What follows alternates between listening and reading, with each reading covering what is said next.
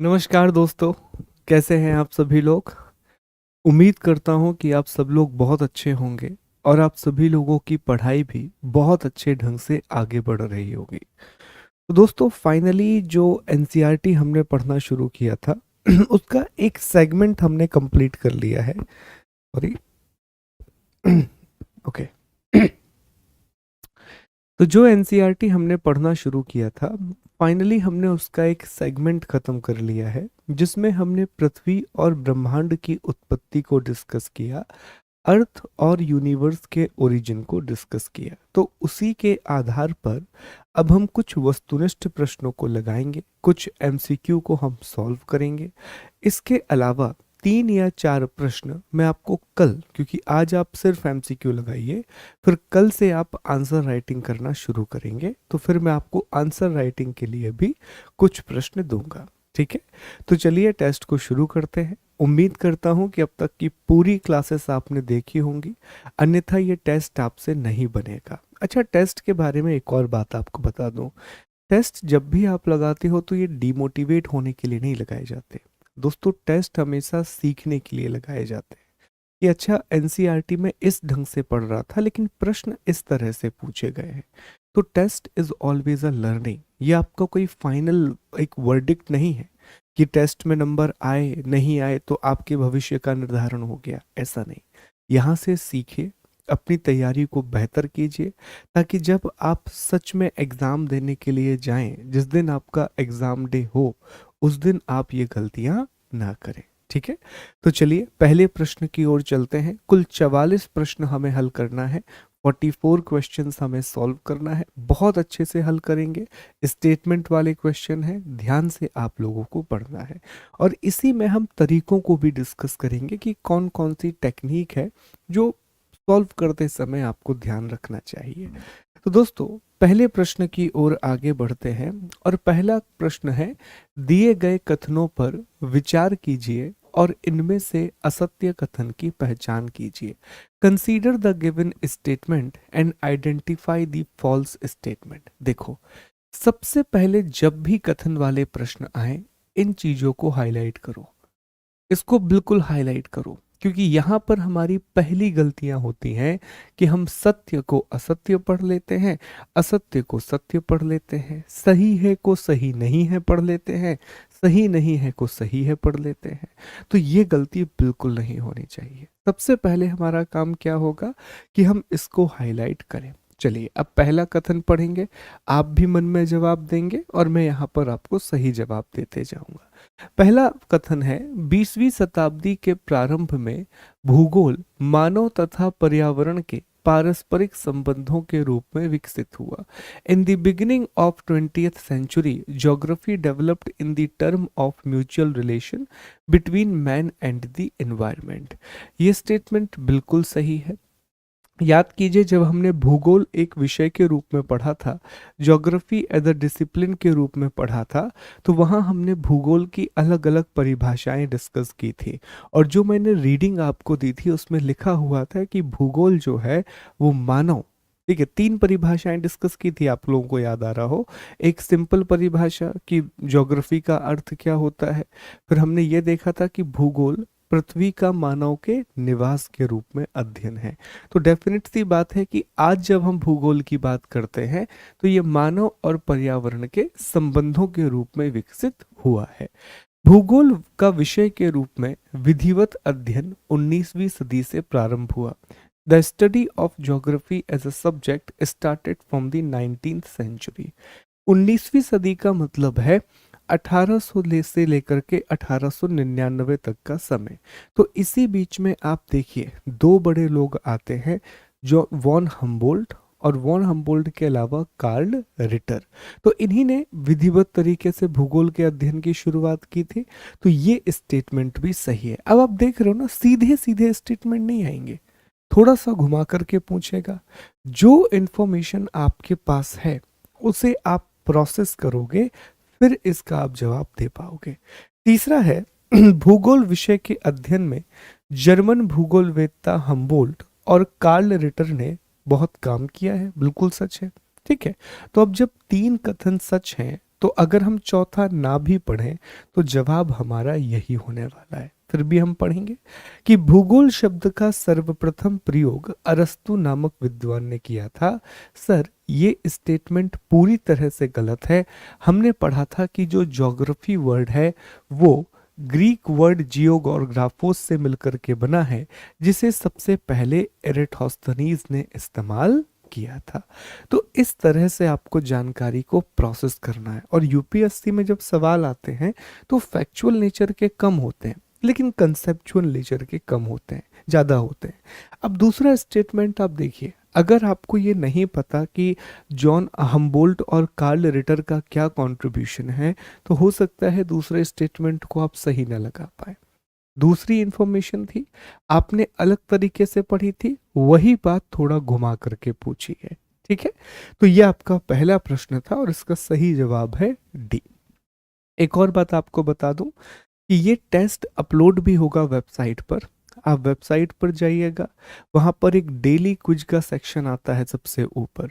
Daily quiz में सबसे नीचे देखेंगे तो वहाँ एनसीईआरटी लिखा होगा, उसमें भी हम सारे टेस्ट अपलोड कर देंगे। तो आप जब चाहें तब उनको अटेम्प्ट कर सकते हैं दोस्तों।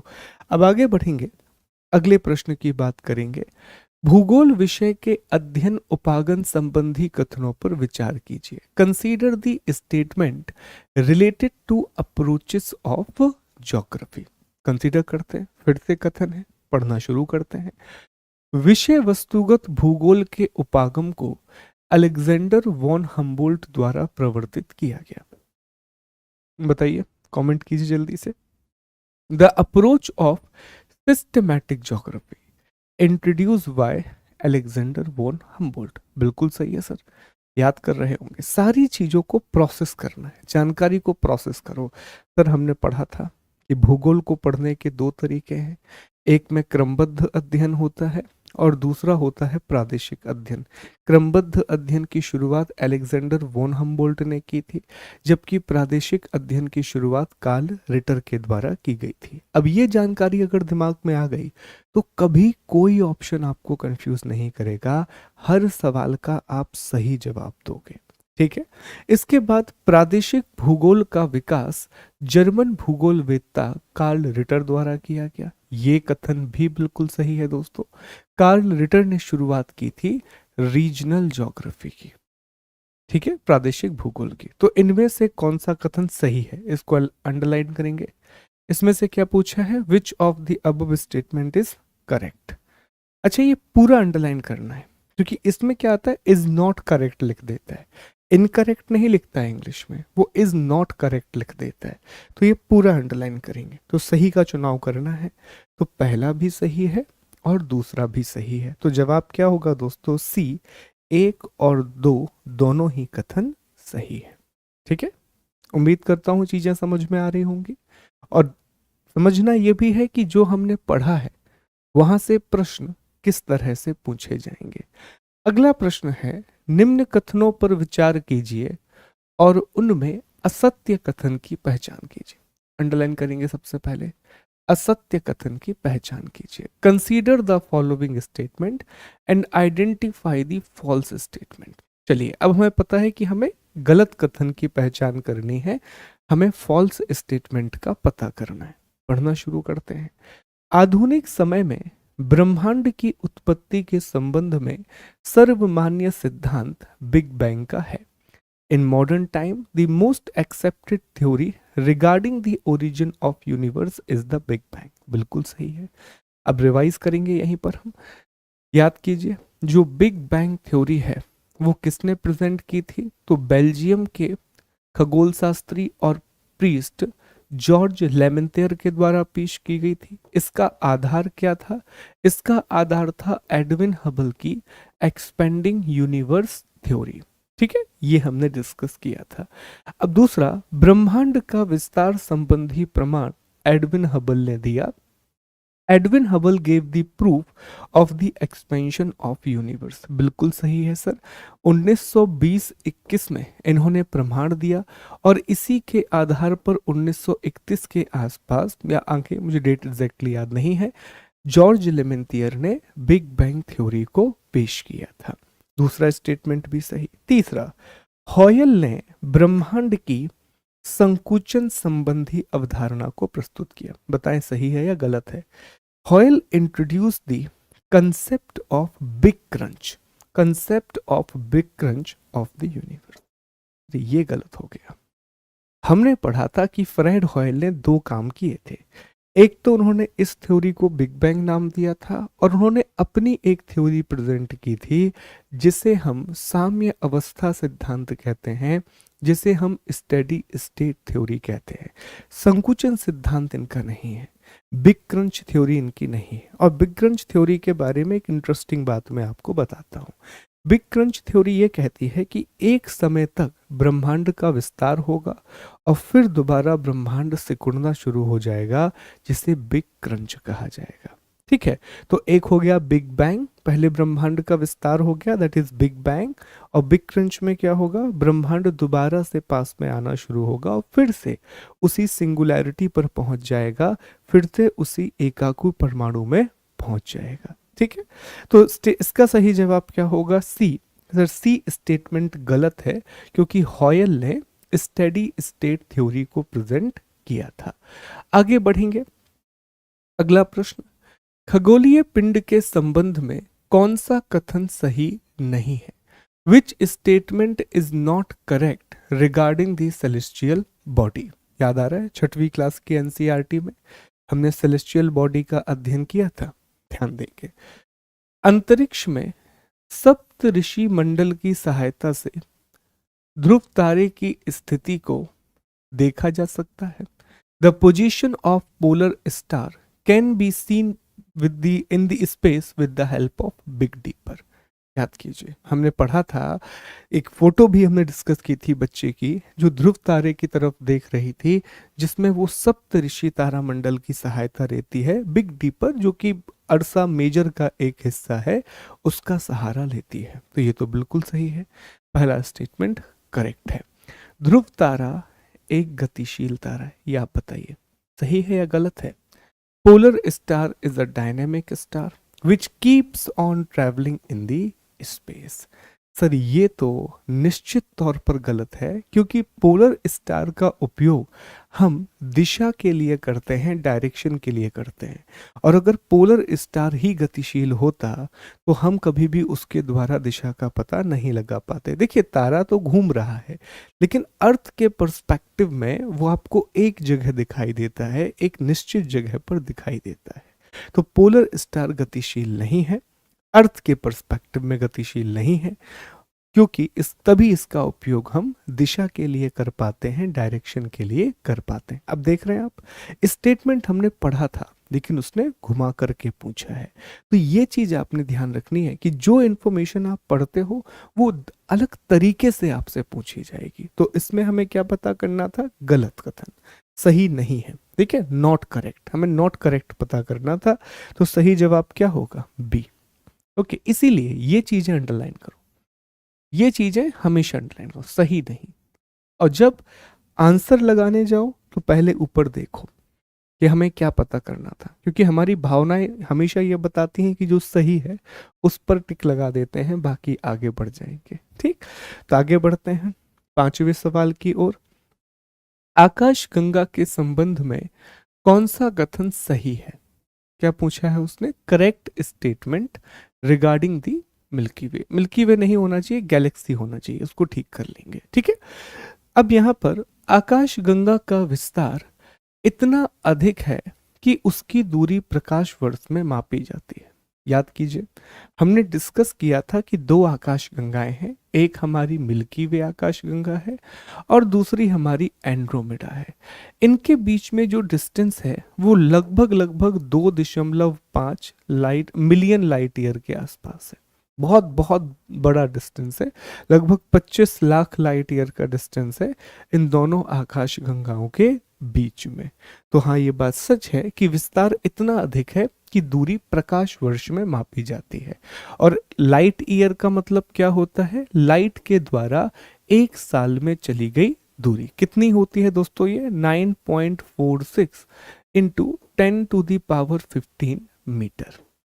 ठीक है, तो ये पहला स्टेटमेंट तो सही है। आकाशगंगा का निर्माण हीलियम गैस के बादलों से हुआ है। आंसर कीजिए। हीलियम गैस कि हाइड्रोजन? तो याद करेंगे, हाइड्रोजन गैस के बादलों का निर्माण होता है, बाद में हीलियम आती है। और हमने ये नेबुला की परिभाषा डिस्कस की थी, उसमें हाइड्रोजन गैस के बादल थे और उसमें धूल के कण थे। तो ये तो गलत हो गया सर, आकाशगंगा का निर्माण हीलियम नहीं, हाइड्रोजन के बादलों से होता है। ठीक है, तो सही जवाब हमें क्या पता करना था? सही कथन का पता करना था। तो सही कथन इसमें सिर्फ पहला होगा, तो जवाब क्या होगा? केवल एक, ओनली वन। क्लियर है? अंडरस्टूड? चलिए आगे बढ़ेंगे अगले प्रश्न की ओर। सौर मंडल के संबंध में कौन सा कथन सही है? हाईलाइट कर दीजिए। Which statement is correct? Which statement is correct regarding the solar system? हमें पता है कि हमें सही की पहचान करनी है, किसके बारे में? सौर मंडल के बारे में, सोलर सिस्टम के बारे में। चलिए पढ़ना शुरू करते हैं। निहारिका को सौर मंडल का जनक माना जाता है। The nebula is consider the father of solar system. Yes और नो? बिल्कुल सही है सर। निहारिका मतलब हाइड्रोजन और धूल के कणों से बना हुआ एक बादल। ये तारों की नर्सरी है। हमारा जो सौरमंडल है वो भी एक तारे के चक्कर लगा रहा है, और अल्टीमेटली हमारे ग्रहों का निर्माण भी तारे की वजह से हुआ है, और तारे का निर्माण नेबुला की वजह से हुआ है। तो पहला स्टेटमेंट तो बिल्कुल सही है सर। दूसरा, सूर्य व क्षुद्र ग्रहों की पट्टी के बीच स्थित ग्रहों को भीतरी ग्रह कहा जाता है। देखिए अलग तरीके से पूछ लिया। The planet located between the sun and the asteroid belt या minor planet is called the inner planet. Okay, अब हम याद करते हैं।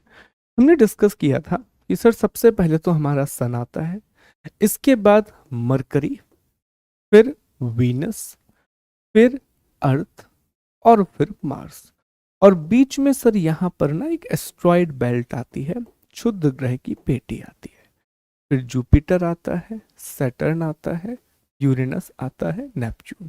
हमने ये देखा था फिर कि ये जो चार ग्रह हैं इन्हें इनर प्लैनेट कहा जाता है, आंतरिक ग्रह कहा जाता है, जबकि ये चार ग्रह हैं इन्हें आउटर या फिर जोवियन प्लैनेट कहा जाता है। इनकी विशेषता क्या है कि इनकी डेंसिटी ज़्यादा होती है। दूसरा, यहाँ पर रॉक्स पाई जाती हैं और हैवी मेटल पाया जाता है इनके कोर में। जबकि ये जो ग्रह है ये गैस और आइस से बने हुए प्लैनेट हैं।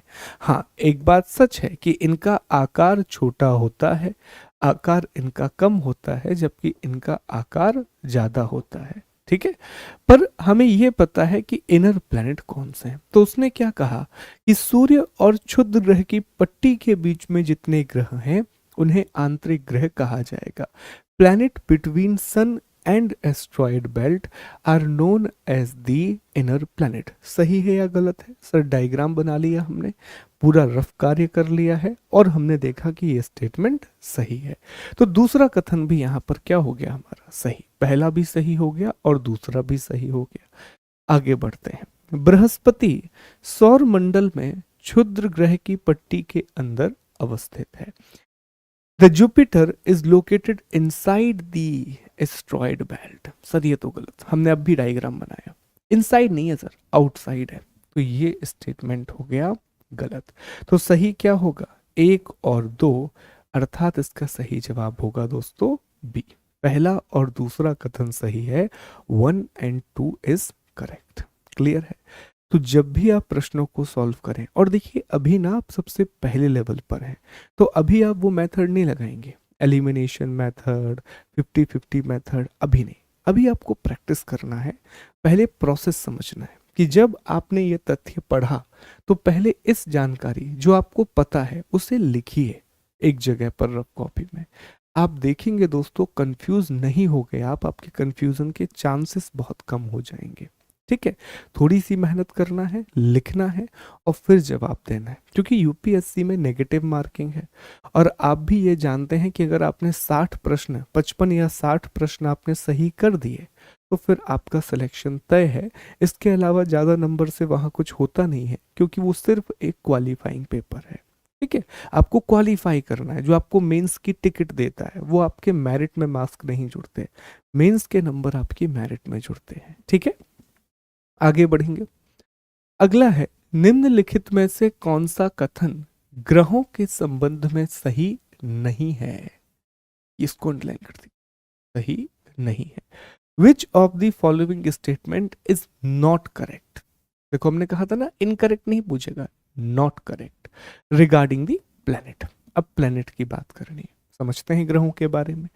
जोवियन ग्रह की उत्पत्ति जनक तारे से बहुत दूर हुई। The Jovian planet originated far away from the parent star. बिल्कुल सही है, अभी चित्र बनाया था हमने, जोवियन ग्रह दूर बने हैं जबकि इनर प्लैनेट पास में बने हैं सूरज के। ठीक है, बाहरी ग्रहों का गुरुत्वाकर्षण बल आंतरिक ग्रहों के गुरुत्वाकर्षण बल से कम होता है। The gravitational force of the outer planet is less than that of the inner planet.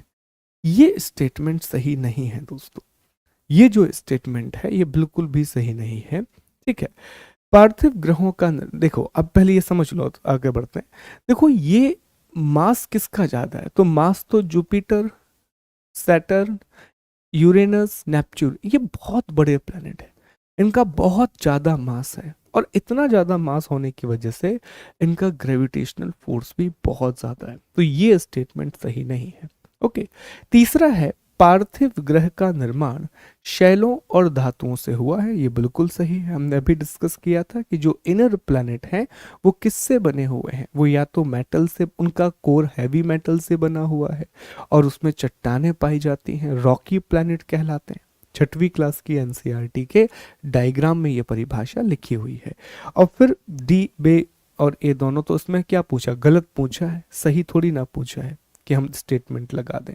तो गलत क्या होगा इसमें कि सर ये जो बी स्टेटमेंट है ये गलत है, this is the wrong statement, तो जवाब होगा बी। अगला सवाल, निम्न कथनों पर विचार कीजिए। चलिए विचार करना शुरू करते हैं अगले प्रश्न पर। सूर्य के चारों ओर चक्कर लगाने वाले, अच्छा पहले ये देख लिया करो, पहले ये पढ़ो और फिर ये पढ़ लो। पहले कौन सा कथन सही नहीं, सही है, ठीक है, इसको अंडरलाइन कर लो। Which of the above statement is correct. अब आपको पता है कि सही कथन की पहचान करनी है तो आपका समय बचेगा ऐसे में, तो पहले ये पढ़िए और फिर नीचे ये पढ़ लीजिए ताकि दिमाग में पता रहेगा कि हमें कहाँ पर पहुंचना है, हमारा लक्ष्य क्या है दोस्तों। तो पहला है, सूर्य के चारों ओर चक्कर लगाने वाले पत्थरों के छोटे छोटे टुकड़ों को उल्का पिंड कहा जाता है। उल्का पिंड वायुमंडल में घर्षण के कारण जल जाते हैं। अब बताइए क्या ये दोनों स्टेटमेंट सही हैं? तो जवाब आएगा सर दोनों स्टेटमेंट सही हैं। हमने ये पढ़ा हुआ था कि देखिए सूर्य के चारों ओर कुछ ऐसे भटके छोटे छोटे पत्थर के टुकड़े हैं जो कहीं भी घूम रहे हैं, कहीं भी घूम रहे हैं, और ये टुकड़े क्या करते हैं, ये ग्रहों के अंदर आ जाते हैं, न सिर्फ पृथ्वी बल्कि दूसरे ग्रहों के अंदर भी आ जाते हैं। तो अर्थ एक ऐसा प्लैनेट है जिसमें वायुमंडल है, ठीक है, और भी हर जगह वायुमंडल है पर अर्थ का वायुमंडल भी है। तो जैसे ही ये वायुमंडल में आते हैं तो हमने देखा था कि वायुमंडल में घर्षण होता है जिस वजह से इनमें आग लग जाती है। तो ये दोनों स्टेटमेंट बिल्कुल सही है। हमने 3 शब्द भी पढ़े थे, उल्का, उल्काश्म और उल्का पिंड। ठीक, अगले प्रश्न की ओर आगे बढ़ेंगे। निम्नलिखित में से कौन सा कथन सौर मंडल के संबंध में सही नहीं है? अब उसने क्या पूछा है, सही नहीं है। विच of the following statement is not correct, is not correct regarding the solar system. बताइए कौन सा कथन सही नहीं है, आइए देखते हैं। सौर मंडल का निर्माण सूर्य और क्षुद्र ग्रह मिलकर करते हैं। सूर्य और क्षुद्र ग्रह मिलकर के सौरमंडल का निर्माण करते हैं, ये तो बिल्कुल गलत है सर। और भी चीजें होती हैं सोलर सिस्टम में, काफी चीजें होती हैं, तो पहला स्टेटमेंट तो गलत है। सूर्य का खिंचाव बल सौर मंडल को बांधे रखता है, बिल्कुल सही है। हमने देखा था कि सन की विशेषता ही यही है, सन को हमारे सौरमंडल का प्रमुख इसीलिए कहते हैं कि एक तो सन से दूसरे प्लैनेट को लाइट और एनर्जी मिलती है, उसके अलावा सन का जो ग्रेविटेशनल फोर्स है वह पूरे सौरमंडल को बांध करके रखता है। सूर्य सौर मंडल के लिए प्रकाश और ऊष्मा का मुख्य स्रोत है। The sun is the main source of light and heat for the solar system. अभी आपको बताया हमने कि सन हमारे पूरे सोलर सिस्टम को लाइट एंड एनर्जी दे रहा है और इसके ग्रेविटेशनल फोर्स बांध करके रखा हुआ है सभी चीजों को। तो उसने क्या पूछा था, सही नहीं है, तो इसका सही जवाब क्या होगा, ए।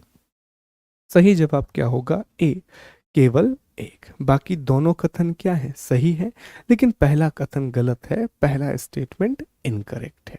चलिए आगे बढ़ेंगे दोस्तों। अंतरिक्ष से संबंधित अर्सा मेजर या बिग बियर का संबंध किससे है। फाइनली एक फैक्चुअल प्रश्न आया बिना स्टेटमेंट वाला, आंसर करेंगे। What is the relation of Ursa Major and Big Bear related to space. तो हमने डिस्कस किया था कि ये एक नक्षत्र मंडल है, ये एक तारा मंडल, नक्षत्र मंडल या कॉन्स्टलेशन है। अब कॉन्स्टलेशन के बारे में हमने क्या पढ़ा था कि जब तारे मिलकर के एक विशेष आकृति बना लेते हैं, जब ग्रुप ऑफ स्टार मिलकर के एक स्पेसिफिक शेप बना लेते हैं, तो उसे हम तारा मंडल कहते हैं, उसे हम कॉन्स्टलेशन का नाम देते हैं। याद आ रहा है आपको, हमने डिस्कस किया था ये, ठीक है। आगे बढ़ेंगे अगले प्रश्न की ओर। अगला प्रश्न है, निम्न कथनों पर विचार कीजिए। Consider the following statement. शुक्र ग्रह का सूर्य के चारों ओर परिक्रमण काल मंगल ग्रह के परिक्रमण काल से अधिक है। अच्छा स्टेटमेंट है। क्या पूछ रहा है, शुक्र ग्रह का सूर्य के चारों ओर घूमने का जो समय है वो मंगल के समय से ज्यादा है। The period of revolution of Venus around the sun is more than the period of revolution of the Mars. अब ये गलत है। हम जानते हैं कि जैसे जैसे प्लैनेट सूर्य से दूर होते जाते हैं उनका रेवोल्यूशनल पीरियड भी बढ़ जाता है, और हमें ये पता है कि वीनस दूसरे नंबर पर आता है जबकि मार्स चौथे नंबर पर आता है। तो बट नेचुरल सी बात है कि वीनस को सूरज का चक्कर लगाने में मार्स से कम समय लगेगा।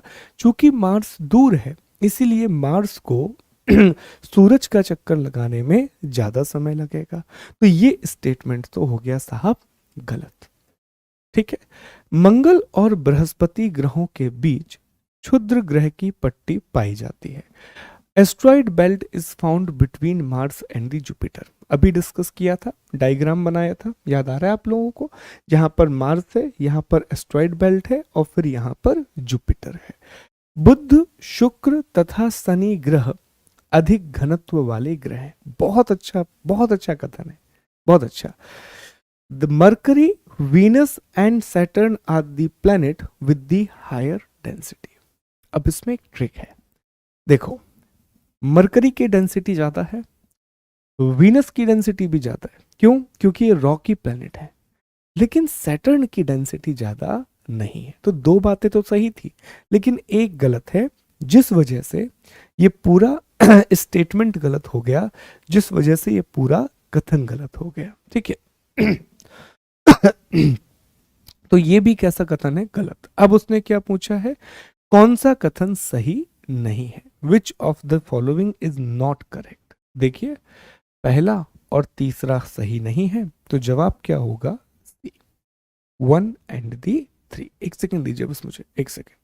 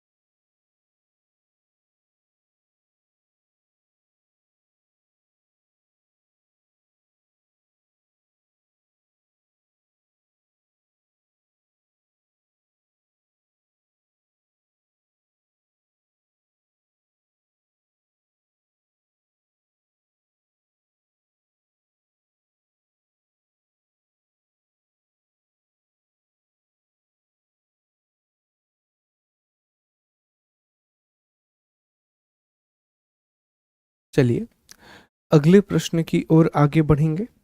और अगला प्रश्न आपने पढ़ ही लिया होगा कि सौर मंडल के वे दो ग्रह कौन से हैं जिनका परिक्रमण अन्य ग्रहों की तुलना में विपरीत दिशा में पाया जाता है। Two planet whose rotation is found opposite direction as compare to the other planet. तो दोस्तों दो ऐसे ग्रह हैं, एक है शुक्र और दूसरा है यूरेनस। ये जो है ये अपोजिट, कैसे अपोजिट? बाकी ग्रहों को जब आप देखते हैं, जैसे इसमें आप देखिए, चाहे आप मरकरी को देख लें, आप पृथ्वी को देख लें, मार्स को देख लें, जुपिटर, सैटर्न, नेपच्यून, ये सभी कैसे घूमते हैं? तो इस तरीके से, यहां से यहां, मतलब ये हो गया पश्चिम और ये हो गया पूर्व, तो ये पश्चिम से पूर्व की तरफ घूमते हैं। लेकिन दोस्तों वीनस और यूरेनस, इन दोनों का जो रोटेशन है वो उल्टा है, वो पूर्व से पश्चिम की ओर है। अब मैं आपको एक ट्रिक बताता हूं बहुत अच्छी, ये ट्रिक आप याद रखना। एक ट्रिक है SUV, बहुत सुनी होगी आपने ये वाली नाम, ठीक है? तो SUV, S से निकल के आएगा सन, U से निकल के आएगा यूरेनस और V से निकल के आएगा वीनस। ये तीन ऐसे पिंड हैं, खास तौर पर बड़े पिंडों में, जो कि ईस्ट टू वेस्ट मूव करते हैं। जो कैसे घूमते हैं? जो पूर्व से पश्चिम दिशा की ओर गति करते हैं। तो ये SUV से याद रखना, आप कभी नहीं भूलोगे, ठीक है? SUV के नाम से। ठीक, आगे बढ़ते हैं। और हमारी पृथ्वी अपने अक्ष पर कितना झुकी हुई है? 23.5 डिग्री, ठीक है। मरकरी देखें 2% के आसपास है, मार्स 25% झुका हुआ है अक्ष पर, Jupiter 3%, Saturn 26%, Uranus 97%, Neptune 29 point, ये 177 है। लेकिन इसको माना 3% जाता है, क्योंकि वीनस के बारे में कहा जाता है कि एक्चुअली वीनस पूरा ऐसा है, ठीक है, मतलब अपसाइड डाउन है। तो अभी उसके डिटेल में मत जाइए आप, उसको हम कभी और चर्चा करेंगे। फिलहाल इतना आपको याद रखना है कि कौन ग्रह कैसा घूमता है। तो SUV वाली ट्रिक आप याद रखेंगे तो कभी भी आप इसमें कंफ्यूज नहीं होंगे।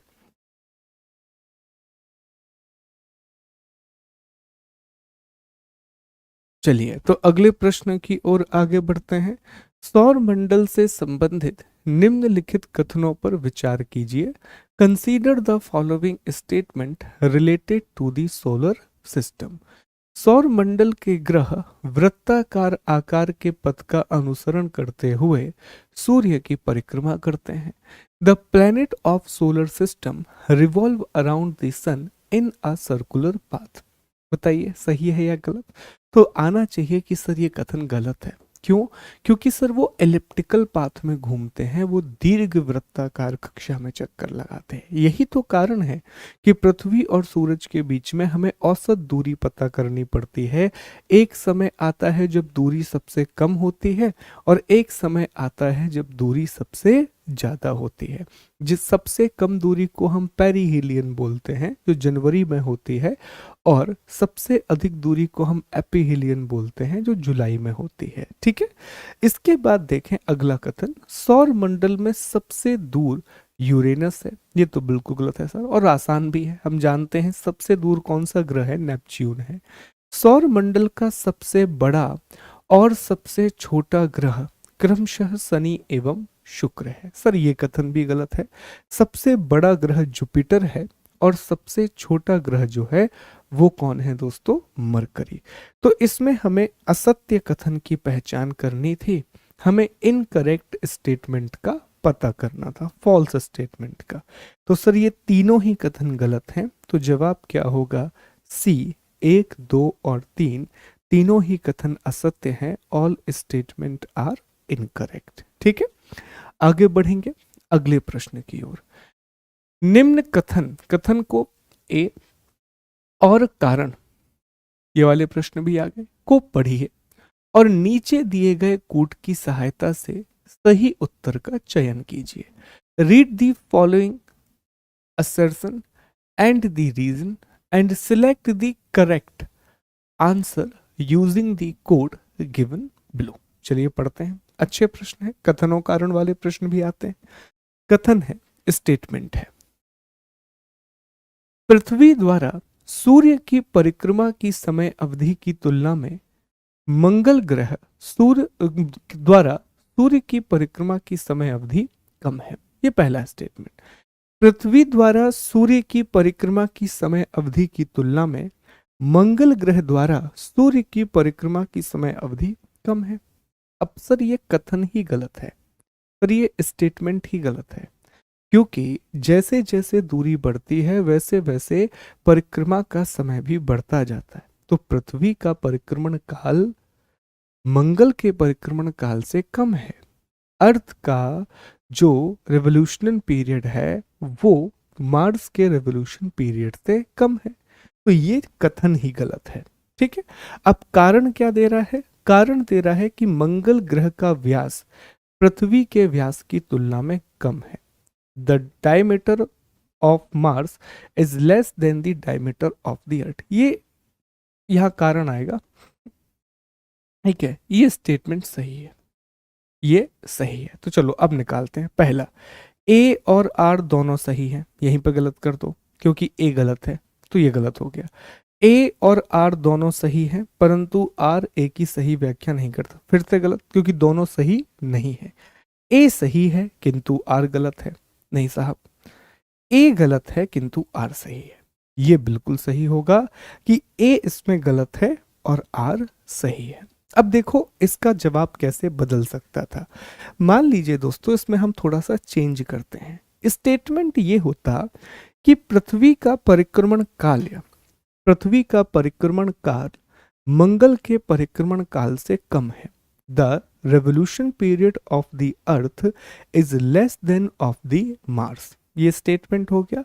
और रीजन में ये लिखा होता कि सूर्य से दूरी बढ़ने के साथ ग्रहों का परिक्रमण काल भी बढ़ता जाता है। As the distance increases from the sun the revolution period increases. तब आपका जवाब क्या होता कि दोनों सही हैं और आर ए की सही व्याख्या करता है। मतलब जो दोनों स्टेटमेंट सही है और जो कारण दिया गया है वो कथन की सही व्याख्या करता है। तो आगे और भी प्रश्न आएंगे इस तरह के, तो और अच्छी प्रैक्टिस आपकी हो पाएगी। चले फिलहाल अगले प्रश्न पर मूव करते हैं। इंटरनेशनल एस्ट्रोनॉमिकल यूनियन द्वारा वर्ष 2006 में दी गई परिभाषा के अनुसार निम्नलिखित में से कौन सा ग्रह नहीं है?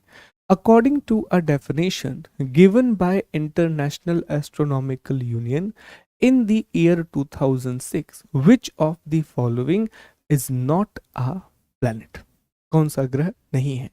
Uranus, Neptune, Pluto, Jupiter. तो याद कीजिए 2006 में एक मीटिंग हुई थी और उस मीटिंग में प्लूटो को ग्रहों की श्रेणी से हटा करके ड्वार्फ प्लैनेट अर्थात बौने ग्रह में डाल दिया गया था।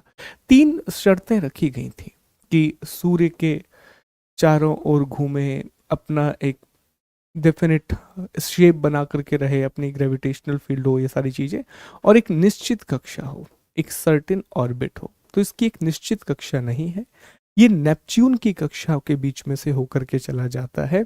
यही कारण है कि प्लूटो को हमने क्या डिक्लेयर किया कि ये ड्वार्फ प्लैनेट है। ओके, बड़ा अच्छा किसी ने इस कमेंट किया था।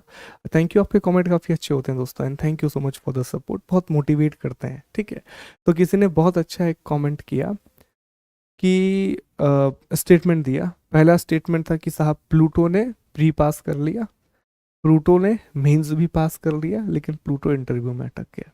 मैंने कहा बहुत अच्छा लॉजिक है यार ये। ठीक है, और दुख भी व्यक्त किया था उन्होंने, वो रोने वाली इमोजी बना के। निम्नलिखित कथनों पर विचार कीजिए। Consider the following statement. विचार करेंगे। आधुनिक समय में ब्रह्मांड की उत्पत्ति संबंध सर्वमान्य सिद्धांत, हाँ, सर्वमान्य सिद्धांत बिग बैंग है। हम जानते हैं, हमने ये डिस्कस किया था, तो ये सही है। 1920 में एडविन हबल ने प्रमाण दिया कि ब्रह्मांड का विस्तार हो रहा है, तो 2021 वही डेट है, तो ये भी सही है।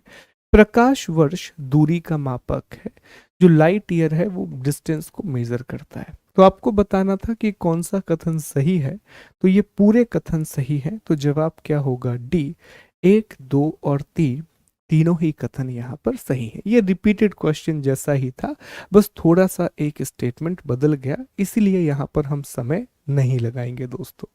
अगले प्रश्न पर बढ़ेंगे। निम्नलिखित कथनों पर विचार कीजिए, विचार करना शुरू कर दीजिए। जुरेसिक कल्प में, मुश्किल प्रश्न, कल टॉपिक पढ़ा था हमने, जुरेसिक कल्प में डायनासोर का विकास हुआ। डायनासोर फ्लोरिस्ड इन दी जुरासिक पीरियड। स्थल पर जीवन के प्रथम चिन्ह का विकास सिल्यूरियन कल्प में हुआ। The first sign of the life on the land plants evolve in the Silurian era.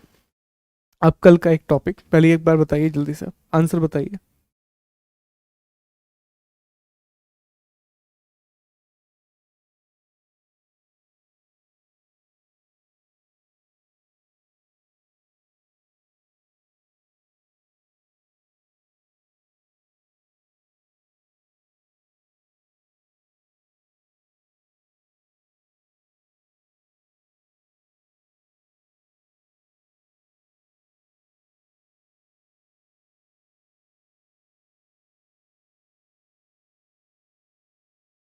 अब देखिए दोस्तों, कल हमने जियोलॉजिकल टाइम स्केल को पढ़ा था।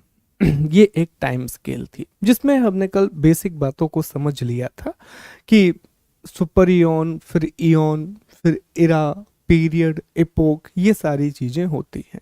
तो इसमें आप देखेंगे जब पैलियोजोइक इरा चल रही थी, तो इसी में आप देखिए अलग अलग समय है। एक कैम्ब्रियन है, ऑर्डोविशियन है, सिल्यूरियन है, डेवोनियन है, कार्बोनीफेरस है, पर्मियन है।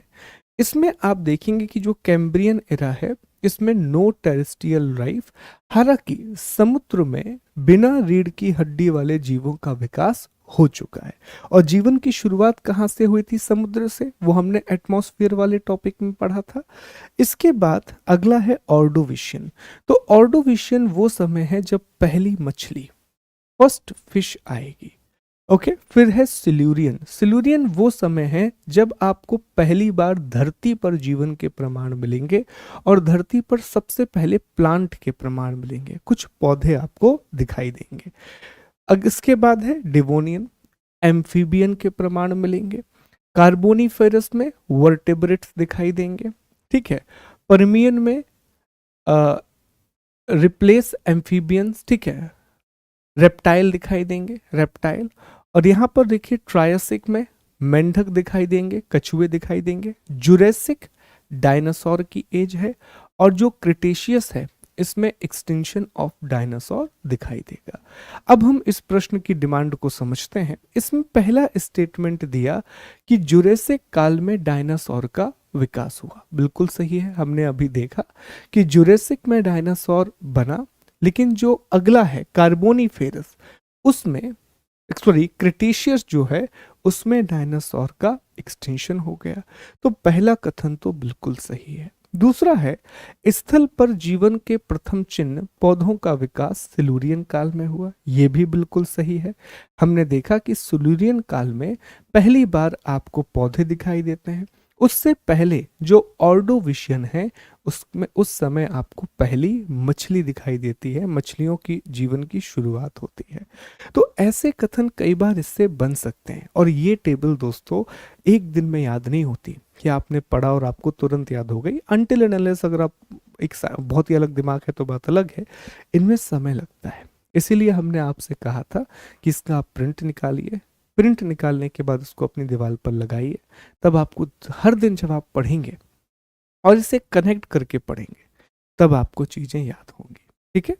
अगला है फिर दोस्तों, निम्नलिखित कथनों पर विचार कीजिए। Consider the following statement. Cambrian कल्प में स्थल पर कोई जीवन नहीं था। There was no life on the land in the Cambrian era.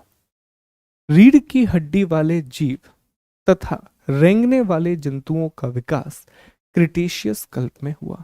The development of vertebrate animal and crawling animal took place in the Cretaceous period. अब देखो, ये हमने अभी डिस्कस किया था ना, यहाँ पर कैम्ब्रियन एरा था। हमने देखा था कि नो टेरेस्ट्रियल लाइफ लिखा हुआ था वहां पर नो टेरेस्ट्रियल लाइफ।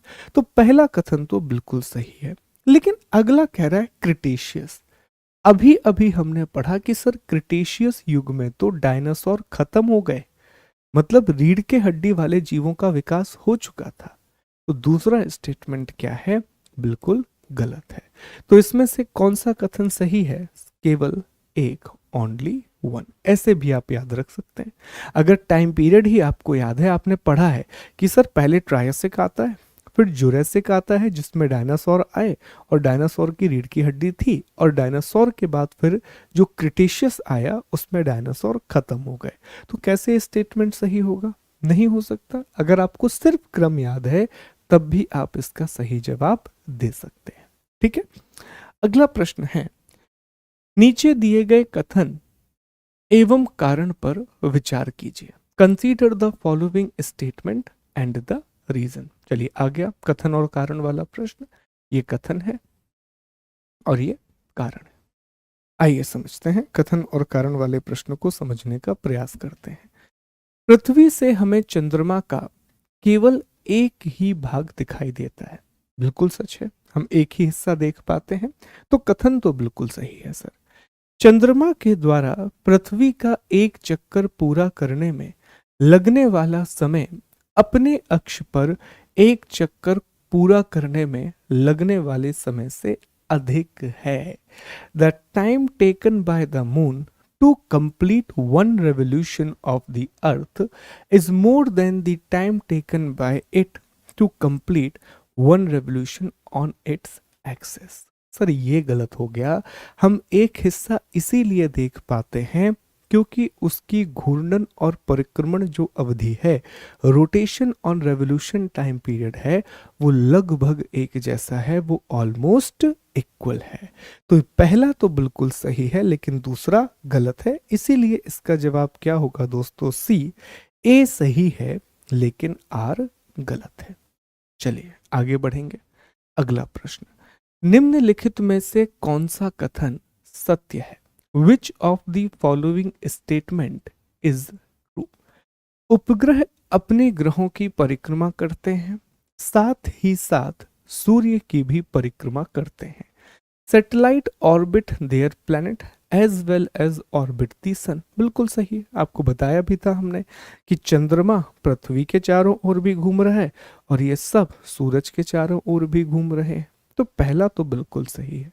पृथ्वी के उपग्रह चंद्रमा का व्यास पृथ्वी के व्यास से आधा है। माइनर कहा था हमने, छोटे छोटे प्रश्न, छोटे छोटे स्टेटमेंट, आधा है नहीं सर, ये 1/4 है, हमने पढ़ा था 1/4 है। तो पहला तो सही है लेकिन दूसरा गलत। और हमें किस कथन की पहचान करनी थी, ट्रू, सत्य। तो सर इसका आंसर होगा ए, केवल एक, ओनली वन। ठीक है, चलिए आगे बढ़ते हैं। किस ग्रह को पृथ्वी का जुड़वा ग्रह कहा जाता है? Which planet is called twin planet of the अर्थ? किसे हम पृथ्वी का जुड़वा ग्रह कहते हैं? तो याद करेंगे, हमने देखा था कि जो शुक्र है, वीनस है, वो पृथ्वी के जैसा ही है। इसका अर्थ क्या है ये मैं आपको बताता हूं। देखिए, ये हमारी पृथ्वी का व्यास है, ये हमारी अर्थ का डायमीटर है, 12,736 किलोमीटर के आसपास, इस तरीके से नापेंगे तो। और ये देखिए 12,103.6 किलोमीटर। तो Venus and Earth are very similar. Venus diameter is only 650 kilometre less than of the Earth. तो बिल्कुल एक जैसा डायमीटर है। और मास भी अगर आप देखेंगे तो 81.5% 81.5% मास है वीनस का in compare to the Earth. इसी कारण हम वीनस को पृथ्वी का जुड़वा कहते हैं, अर्थ की ट्विन सिस्टर कहते हैं। इसके अलावा हम वीनस को भोर का तारा भी कहते हैं, हम इसे इवनिंग स्टार के नाम से भी जानते हैं। अगला, पृथ्वी का सबसे निकटतम ग्रह कौन सा है? Which is the closest planet to the Earth? तो जवाब क्या होगा, शुक्र। ठीक है, नीचे दिए गए कथन एवं कारण पर विचार कीजिए। Consider the following statement and the reason. एक और प्रश्न आया जो कथन और कारण से संबंधित है। कथन, पृथ्वी के आकार को भूआब कहा जाता है। बिल्कुल सही है। हमने अर्थ का एक अपना स्पेसिफिक शेप है जिसे हम जियोइड कहते हैं। ठीक। पृथ्वी ध्रुवों के पास थोड़ी चपटी है, यही कारण है चूंकि ये ध्रुवों के पास चपटी है और यही इसे भूआब बनाता है, इसे जियोइड बनाता है। तो इस बार दोस्तों कथन भी सही है, कारण भी सही है, और जो कारण है वो कथन की सही व्याख्या कर रहा है। तो सही जवाब क्या होगा? ए। सही जवाब क्या होगा दोस्तों? ए। इसके बाद आगे बढ़ेंगे। निम्नलिखित कथनों पर विचार कीजिए। विचार करना शुरू कर देंगे। पृथ्वी एक ग्रह है तथा यह अपना संपूर्ण प्रकाश एवं ऊष्मा सूर्य से प्राप्त करती है। Earth is a planet and it receive all its light and heat from the sun. बिल्कुल सही स्टेटमेंट है। पृथ्वी एक ग्रह है जो अपनी सारा जो प्रकाश और ऊर्जा है वो सूर्य से प्राप्त करती है।